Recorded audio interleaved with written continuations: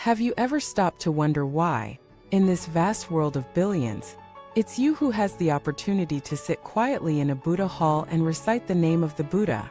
Why is it that among countless souls wandering through life, some are drawn toward the Dharma, while others never even hear its name? Is this by accident, or is it the karmic fruit of something far deeper? Welcome back to our channel, a space where we dive into not just what the Dharma teaches, but how those teachings unfold in real life. In today's story, you'll witness the power of karmic seeds and how the blessings you experience right now, yes, even the chance to watch this video, may be rooted in merit you've forgotten you ever cultivated. Let us explore how a single story can make you look at your present moment in a whole new light. It begins with an ordinary man named Wei.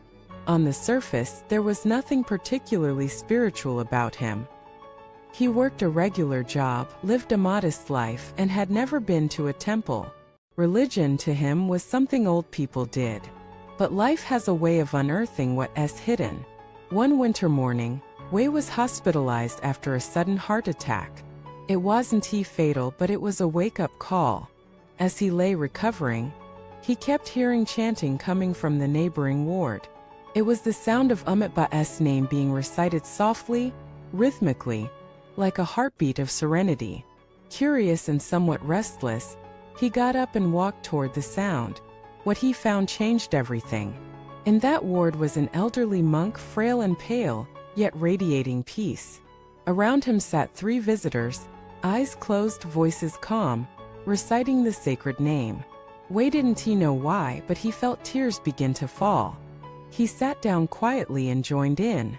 That moment was the beginning of his journey, not just in this life, but the continuation of something much older. Later, when he returned home, he began to visit temples. He read sutras. He meditated. He stopped drinking, began volunteering, and found joy in simplicity.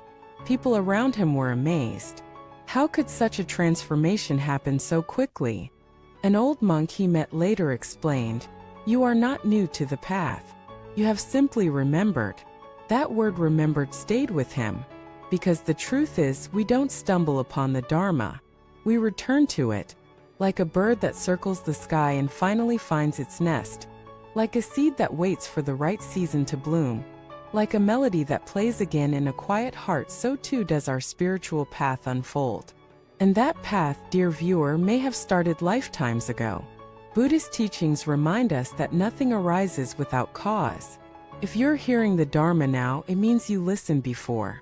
If you feel peace in the Buddha's name, it's because you once recited it with devotion. If you walk through temple doors feeling at home, it's because your soul has walked there before. So why does this matter? Because realizing this makes you cherish the present. You stop taking this moment for granted. You stop thinking that awakening is far away. You understand that every breath, every chant, every bow is a reunion, a sacred homecoming. Let us look at a parallel story. In a rural village, there was a young girl named Lan who, at the age of 5, would often sit cross-legged and chant words no one taught her. Her parents, confused and slightly alarmed, took her to a teacher. The teacher listened carefully, then smiled. She's reciting a mantra. She must have practiced in her past life. Lan grew up to be a devout practitioner, wise beyond her years. She didn't need persuasion. The Dharma was already in her bones. Now contrast that with countless others who resist the Dharma. Some hear the name of the Buddha and scoff. Some walk into temples and feel nothing. Some live entire lives chasing pleasure and power, never once pausing to ask, "Who am I beneath all this?" And yet here you are. You chose to watch this. You're listening, reflecting, feeling. That's not small. That's the miracle. You're sitting in a Buddha hall, maybe not physically, but with your mind, with your heart. And if we believe in karma, we must ask, what did you do to earn this? Perhaps you once served a sangha. Perhaps you offered a single flower to a Buddha statue. Perhaps you refrained from anger when you had every reason to be cruel. Perhaps you whispered a prayer in a past life, forgotten now by memory but not by karma. Whatever it was, it ripened. And now you have this moment. But merit, like any blessing, is not infinite. It must be nourished, renewed, expanded. The chance to practice today is a gift from yesterday, but what you do with it creates the gift for tomorrow. Don't squander it.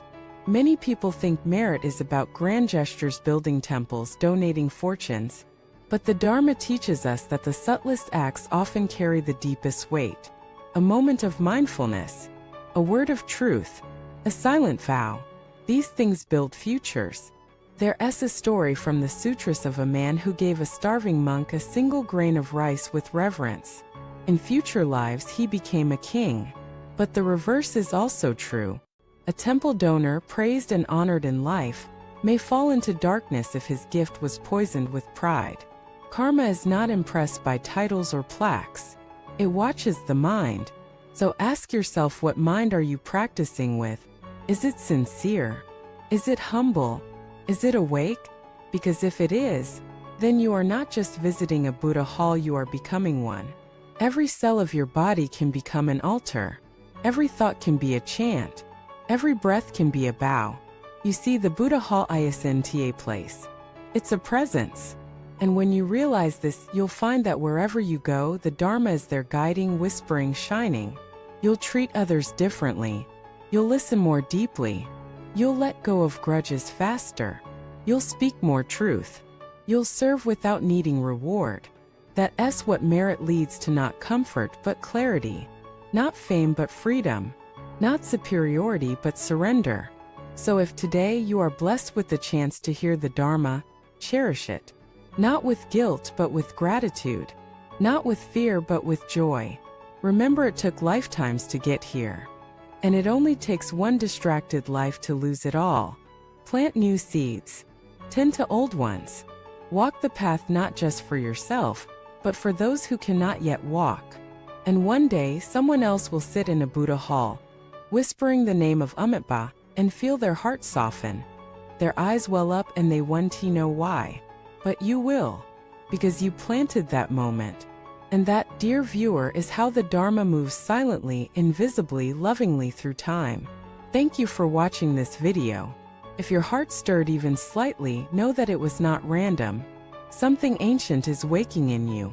Share your story with us in the comments. What brought you to the Dharma? Do you feel the echo of past vows? Let us reflect together. And please subscribe, like, and pass this message forward. Let others remember too. Until next time, may your path be steady, your heart be open, and your Buddha hall within and without be filled with light.